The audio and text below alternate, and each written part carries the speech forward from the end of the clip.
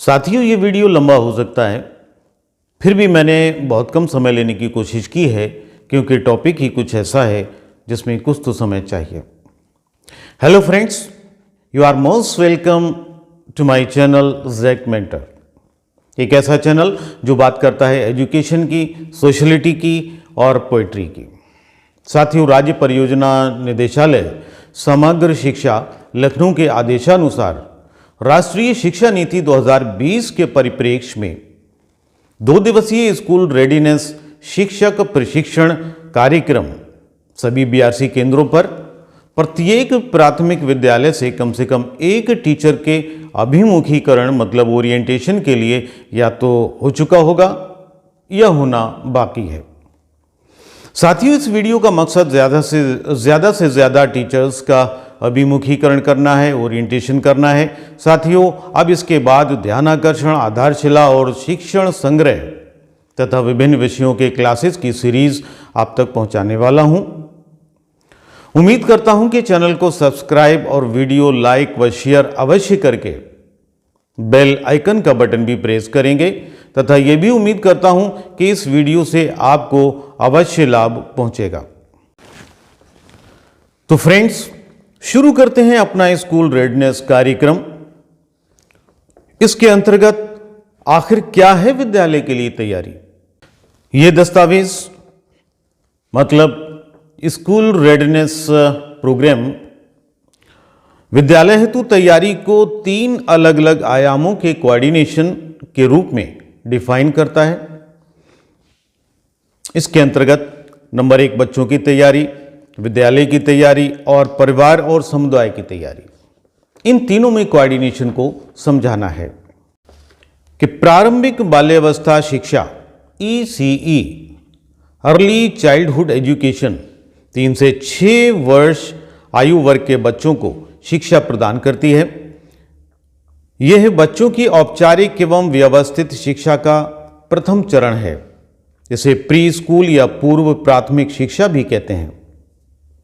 इसकी शिक्षा anganwadi, nursery, pre school, preparatory school, kindergarten, Montessori school तथा सरकारी या गैर सरकारी विद्यालयों स्थित प्री प्राइमरी सेक्शन के माध्यम से प्रदान की जाती है। विद्यालयों को क्या करना चाहिए?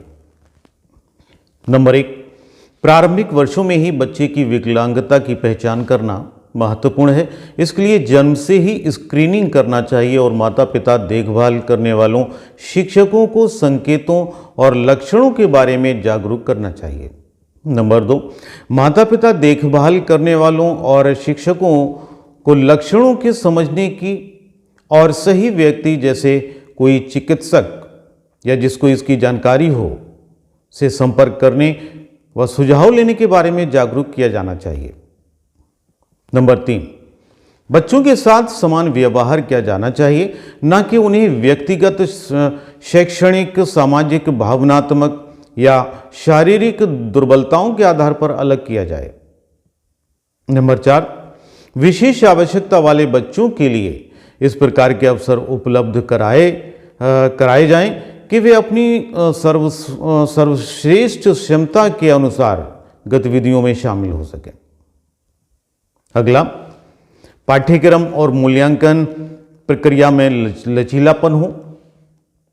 नेक्स्ट, विशेष आवश्यकता वाले बच्चों के प्रति अन्य बच्चों में संवेदनशीलता विकसित करें।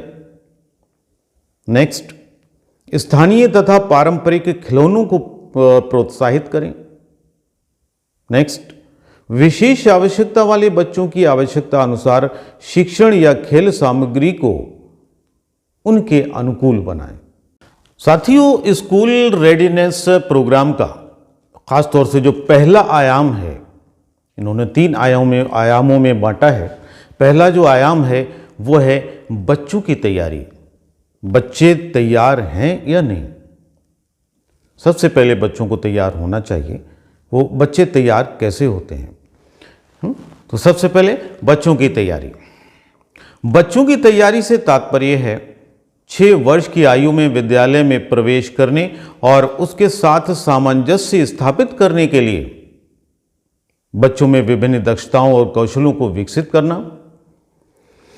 बच्चों की तैयारी का अर्थ है उनमें पढ़ने लिखने और संख्या के प्रति रुचि जागृत करना। साथियों, विद्यालय हेतु तैयार बच्चों में निम्नलिखित विशेषताएं होती हैं। जैसे अगर कोई बच्चा विद्यालय के लिए तैयार है तो हम कैसे पहचानेंगे? सबसे पहले उसमें नंबर 1, वे सीखने के लिए उत्सुक रहते हैं। उनके पास बातचीत करने का अच्छा कौशल होता है और वो अपनी मातृभाषा, घर की भाषा में खुद को अच्छी तरह से व्यक्त करने में सक्षम होते हैं तथा अन्य भाषाओं को सीखने के लिए तैयार रहते हैं। वे कई तरह की एक्टिविटीज, गतिविधियां करने और नेतृत्व करने में सक्षम होते हैं। वे परिवेश में उपलब्ध वस्तुओं के प्रति बुनियादी अवधारणाओं का विकास करते हैं और उनके गुणों के आधार पर वस्तुओं का मिलान, वर्गीकरण और व्यवस्था कर सकते हैं तथा वह आकार, आकृति, रंग, गंध, स्वाद, दूरी आदि और गणितीय समझ के लिए भी तैयार रहते हैं। अब सवाल पैदा होता है कि बच्चों को विद्यालय हेतु तैयार करने में किस चीज़ की मदद लेनी चाहिए, वो कैसे तैयार हो? तो इसके लिए ख़ास तौर से भाषा का महत्व काफ़ी है। इसमें प्रारंभिक भाषा हेतु इसमें बहुत सारी गतिविधियां हैं। उन गतिविधियों के ज़रिए उनमें रुचि पैदा की जा सकती है।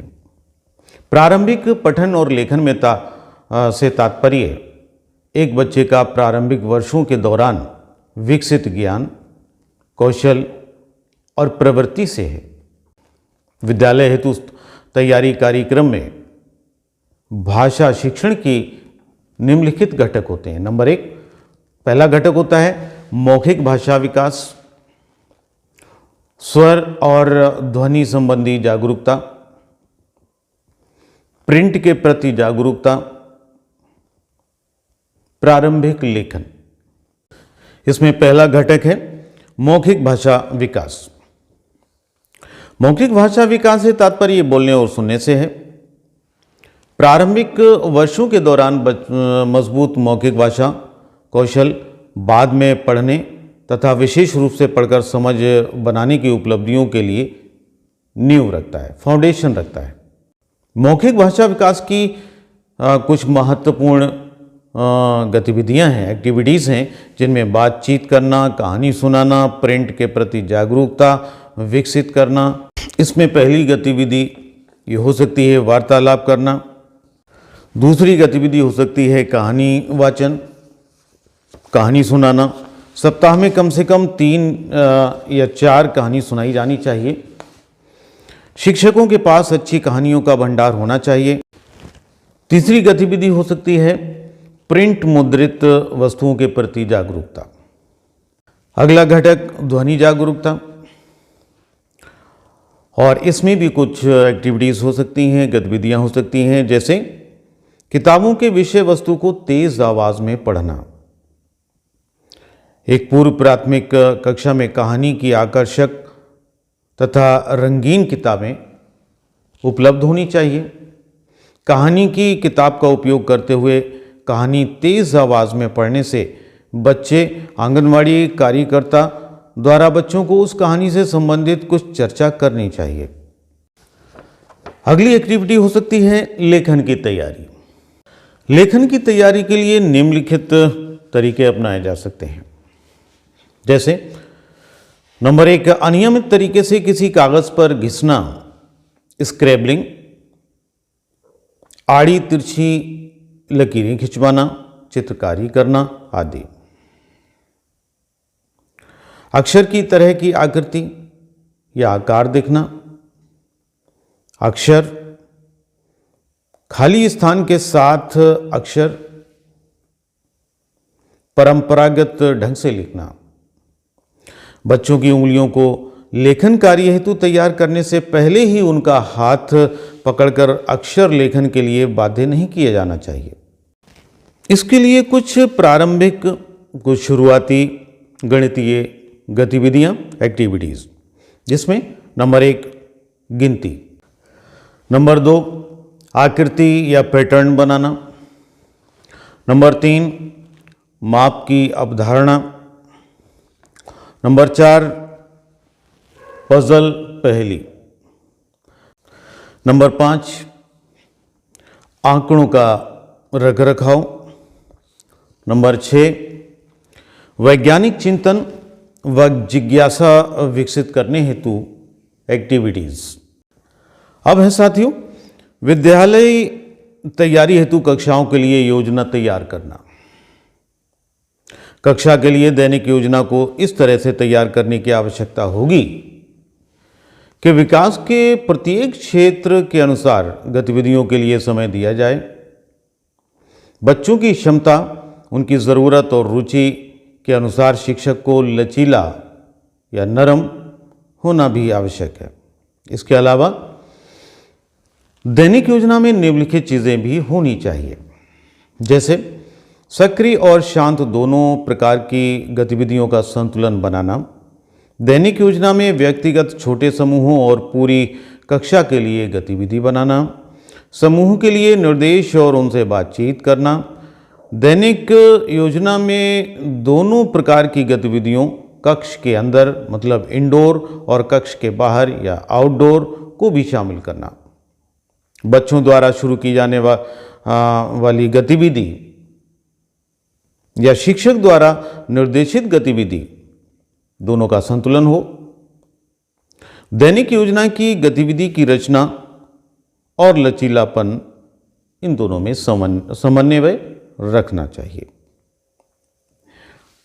अगला है साप्ताहिक दिनचर्या का नमूना। अब बात शुरू होती है तैयार विद्यालय। इसके लिए तैयार विद्यालय क्या है? साथियों, तैयार विद्यालय एक ऐसी जगह है जहां बच्चे सुरक्षित और संरक्षित महसूस करते हों। विद्यालय बच्चों के सीखने को अनुभव आधारित और अर्थपूर्ण बनाने को उनके लिए प्रयास करता हो। बच्चों को विभिन्न प्रकार की एक्टिविटीज को करने का अवसर मिलता हो, जिससे उन्हें विकास के सभी क्षेत्रों में अपनी क्षमताओं को विकसित करने में मदद मिलती हो।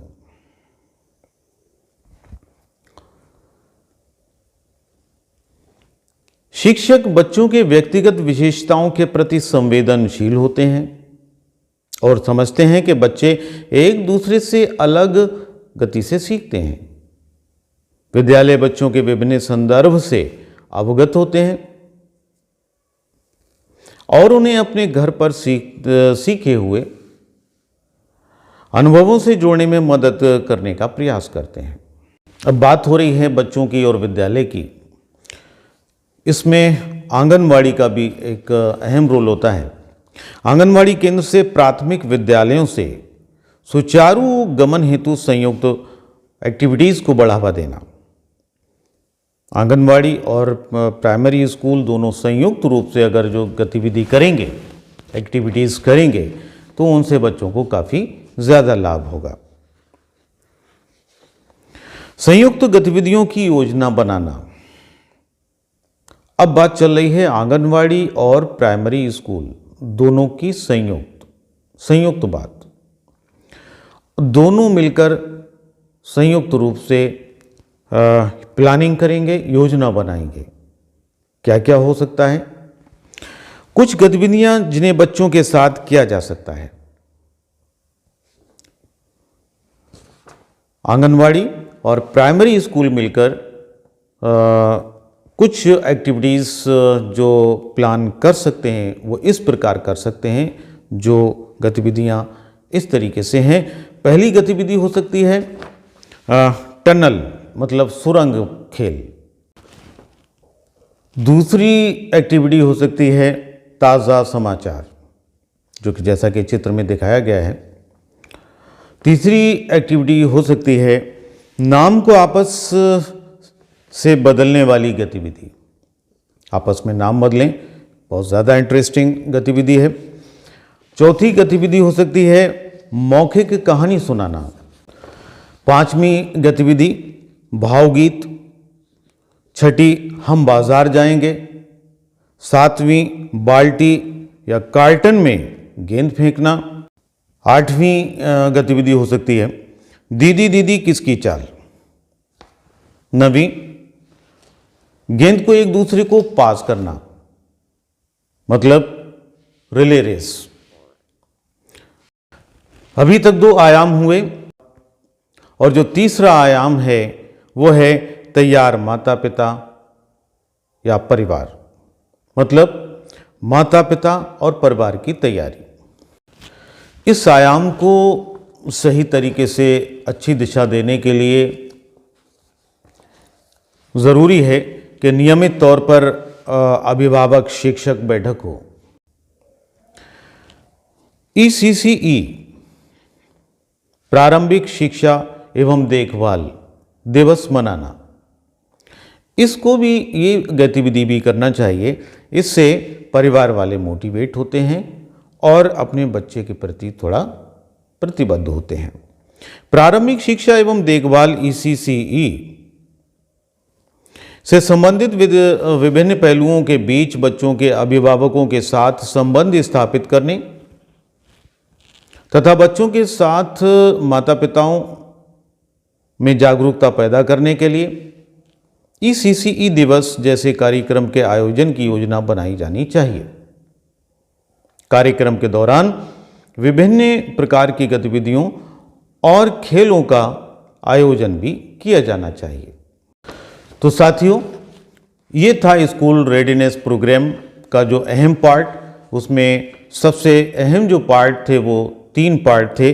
सबसे पहला बच्चों की तैयारी, दूसरा विद्यालय की तैयारी और तीसरा परिवार और समुदाय की तैयारी।